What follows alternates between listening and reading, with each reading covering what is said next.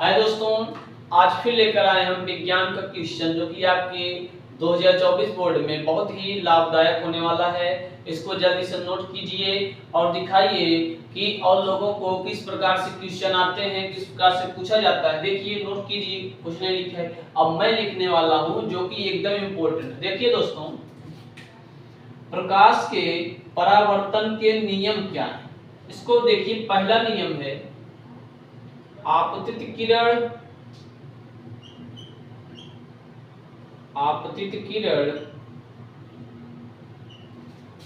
आपतन बिंदु पर अभिलंब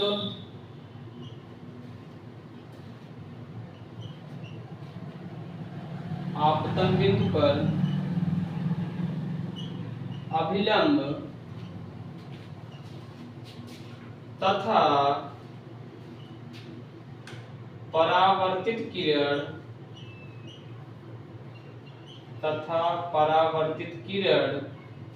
आपतित किरण आपतन बिंदु पर अभिलंब तथा परावर्तित किरण तीनों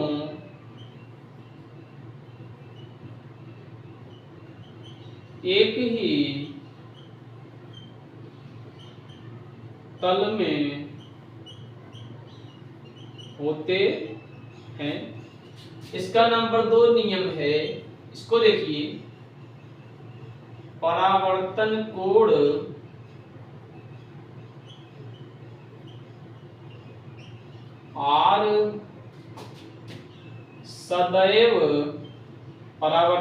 R सदैव आपतन कोण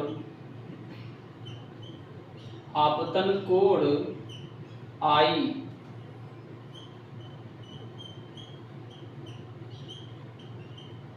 आपतन कोण I के बराबर होता। देखिए दोस्तों, इसका 2 नियम है। प्रकाश के परावर्तन के 2 नियम है जो कि एकदम इंपॉर्टेंट है बोर्ड परीक्षा के लिए। आप जरूर देखे होंगे या फिर आप लोगों ने अगर सीरीज लिया होगा उसमें ध्यान दीजिएगा, आएगा जरूर। आपतित किरण आपतन बिंदु पर अभिलंब तथा परावर्तित किरण तीनों एक ही तल में होते हैं। परावर्तन कोण R सदैव आपतन कोण I के क्या होता है दोस्तों, बराबर होता है। अब ध्यान दीजिए, मैं आपको समझाने वाला हूं बढ़िया से। ये दोस्तों हमारा जो नीचे वाला सतह है इस पर पॉलिश की गई है, पेंट लगाया गया है। ये जो ऊपरी वाली सतह है इसको कहेंगे परावर्तक सतह, जहां से प्रकाश परावर्तित होकर निकलेगा। ठीक है दोस्तों, नीचे पेंट लगाया गया है, ऊपर से प्रकाश ऐसे आएगा ऐसे जाएगा तो उसे परावर्तक सतह कहते हैं, जो एकदम चिकनी सतह है। आपने परावर्तन नियम देखा होगा, इसको फिर से ध्यान से देखिए। आने वाली किरण को दोस्तों कहते हैं आपतित किरण। आने वाली किरण को दोस्तों क्या कहते हैं, आपतित किरण।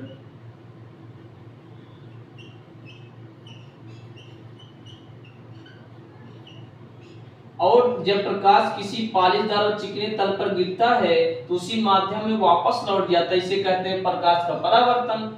अब आने वाली किरण को आपतित किरण कहेंगे और जाने वाली किरण दोस्तों क्या कहते हैं, परावर्तित किरण।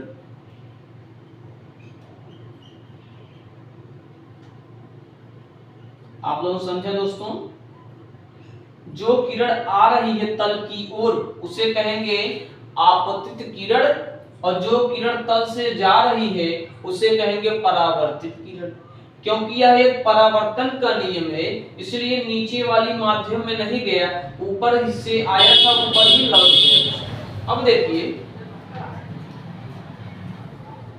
इस पर एक हम लोग खड़ी पाई डालेंगे, लंब इसको कहेंगे। तो एक जिस कोण पर आएगा उसी कोण पर लौट जाएगा, और जिस पर तीनों बिंदु मिलेंगे उसे कहेंगे दोस्तों आपतन बिंदु।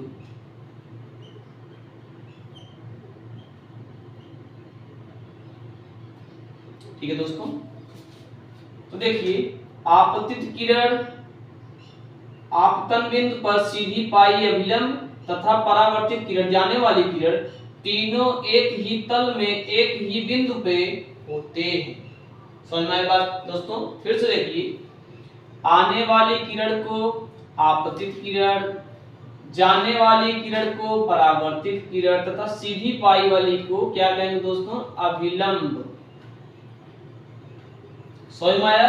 अब देखिए, आपतित किरण, परावर्तित किरण तथा अभिलंब तीनों एक ही तल में एक ही बिंदु पर होते हैं। और देखिए, अभिलंब तथा आपतित किरण के बीच एक कोण बनता है, उसे दोस्तों कहेंगे आपतन कोण। अभिलंब तथा परावर्तित किरण के बीच दोस्तों एक कोण बनता है, इसे कहेंगे परावर्तन कोण। और परावर्तन कोण को दर्शाते हैं R से, आपतन कोण को दर्शाते हैं I से। समझ में आया दोस्तों ना? अब देखिए, आपतित किरण, परावर्तित किरण तथा आपतन बिंदु पर सीधी पाई अभिलंब तीनों एक ही तल में होते हैं। और देखिए, आपतित किरण तथा अभिलंब के बीच जो एक कोण बनता है उसे कहते हैं I मतलब आपतन कोण, और परावर्तित किरण और अभिलंब के बीच जो कोण बनता है उसे कहते हैं R परावर्तन कोण।